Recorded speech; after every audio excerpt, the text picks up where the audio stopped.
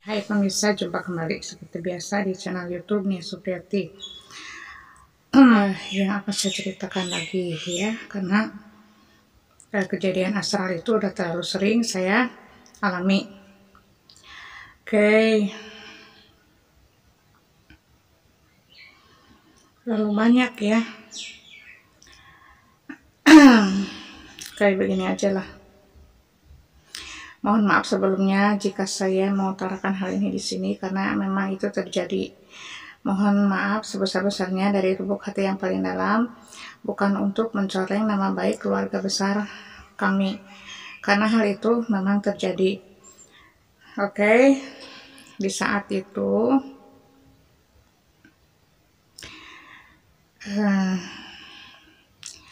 nenek kita ya, nenek kami begitu meninggal dunia karena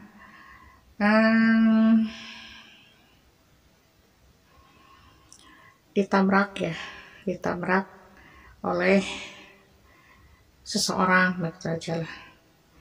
Tapi alhamdulillah yang menabraknya ya tanggung jawab ya, karena namanya takdir kan nggak ada yang tahu pemirsa ya, mau begini mau begitu kan cuma Allah yang maha tahu. Kita hanya berusaha berikhtiar dan berdoa ya, selebihnya itu kehendak yang maha kuasa. Di saat tabrakan sempat dirawat di rumah sakit Dustira beberapa hari karena memang parah ya, ditabraknya itu parah sekali. Kebetulan almarhum nenek itu kebetulan seorang paraji ya, Manci namanya, karena orang Cina, turunan Cina begitulah, memang orang Cina kami, saya cuma Cinanya Cina Jawa.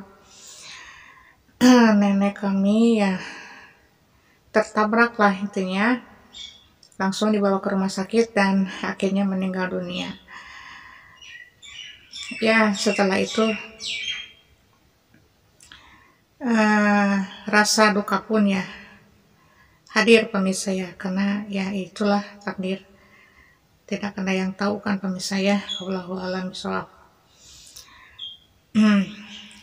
Saya yang mencuci kain batiknya ya, karena berlumuran darah ya, saya dikasih tugas oleh almarhum bapak pangyesehkeun ieu samping, walaupun penuh dengan darah saya cuci nggak apa-apa, walaupun bau anyir saya cuci nggak apa-apa, karena rasa bakti saya kepada kedua orang tua ya, saya harus nurut, intinya begitu pemirsa ya. Walaupun ya ada takut-takutnya lah pastilah, tapi udah nggak apa-apa lah, ini kan nenek kita gitu ya. Mudah-mudahan tenang di alam sana. Baru saya ceritakan kali ini ya, kebetulan juga saya ngonten ya. Saya cuci itu sampingnya ya, yang penuh dengan darah. Kemudian kain kebayanya pun saya cuci yang penuh dengan darah. Saya cuci sampai bersih, saya bilas sampai bersih. Itu darahnya memang mengalir ya, deras mengalirnya karena tabraknya pun parah. Setelah dicuci saya bilas, kemudian saya jemur ya, saya jemur di area belakang. Kebetulan pas menjelang malam, kebetulan di rumah sepi ya, ada siapa-siapa lagi, ya Allah.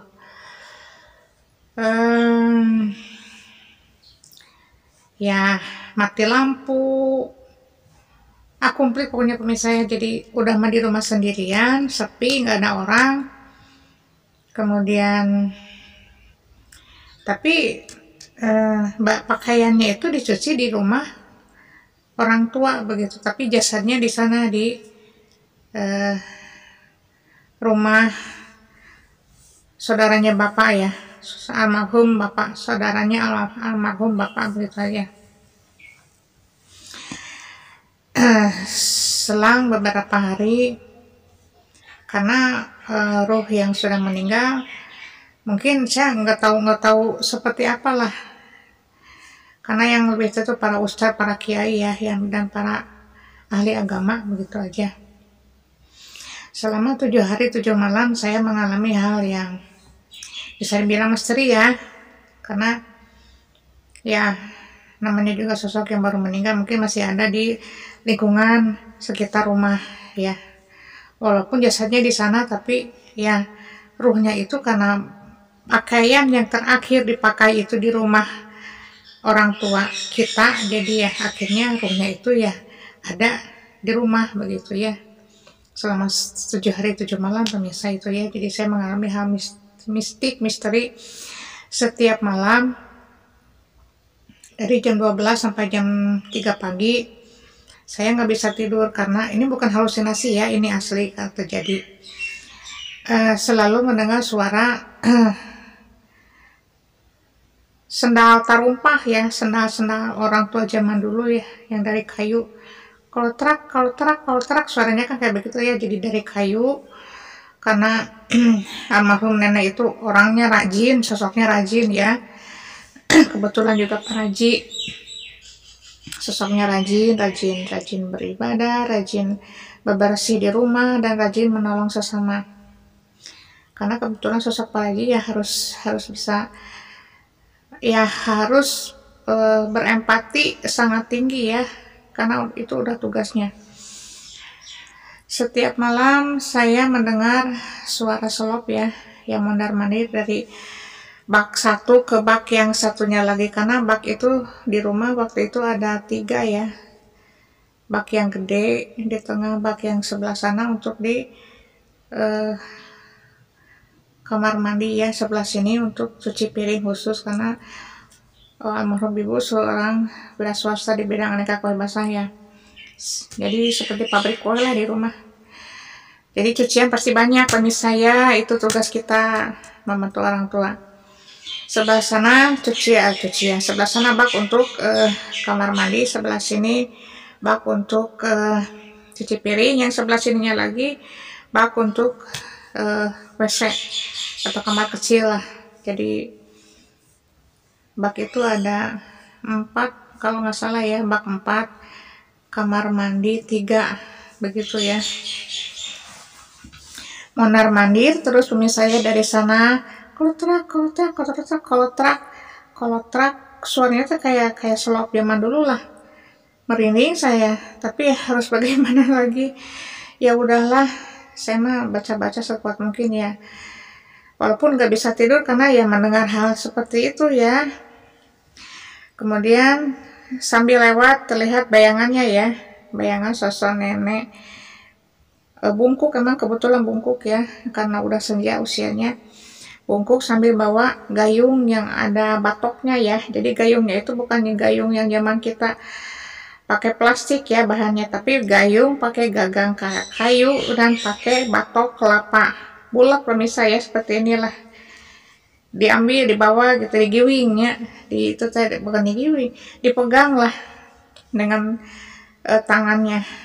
Kalau truk lewat ke jendela itu kan, jendela itu pakai hordengnya pun tipis, akhirnya apa, kelihatan bayangannya ya. Aduh ya Allah, itu almarhum nenek lagi ngambil air mungkin ya, jadi serasanya mungkin masih hidup ya, tapi udah meninggal. Air itu terdengar sekali di telinga ya, jadi si gayungnya teh kan dimasukkan ke bak tuh, masukkan ke ember, masukkan ke ember 3 kali itu, lalu sambil balik lagi sambil si embernya itu dibawa sama gayungnya itu. Kalau truk, aduh ini teh gimana, mau bilang ke saudara juga bingung, takut ganggu saat tidur, mau bilang ke orang tua juga bingung, karena mereka capek ya, karena setiap hari kita produksi aneka kue basah ya. Takutnya mereka kelelahan terus saya ganggu waktu istirahatnya. Akhirnya saya pendam sendiri semua itu, saya saya nggak bilang ke siapa-siapa. Itu terjadi selama 7 hari 7 malam pemirsa ya, yang bayangkan saya bisa mengalami hal itu, jadi bingung ya. untung saya kuat begitu aja, karena itu almarhum sosok nenek nggak mengganggu, cuma ada ruhnya yang masih hadir ya di area rumah, karena pakaian yang terakhir dipakai itu berada di rumah kita, karena saya cuci, saya bilas, saya jemur, dan saya setrika, disimpan di lemari almarhum Bapak. Oke, pemirsa, sekian dulu videonya kali ini. Ini bukan cerita yang menakutkan, cuma ya itulah yang terjadi ya, bukan untuk menakut-nakuti, karena itu memang terjadi. Mohon maaf sebesar-besarnya kepada keluarga besar almarhum Manci ya. Mohon maaf yang sebesar-besarnya, karena saya selalu mengalami hal yang namanya misteri itu dari kecil sampai sekarang. Saya sampai menikah pun tetap saya masih mengalami hal yang sama. Ini bukan halusinasi, mungkin Allah memberikan kelebihan, bukan kelebihan yang istimewa ya, cuma Allah memberikan atau menitipkan hal itu kepada saya, bisa melihat sosok asrar, mendengar, merasakan, dan mencium bau-bau wangian yang sifatnya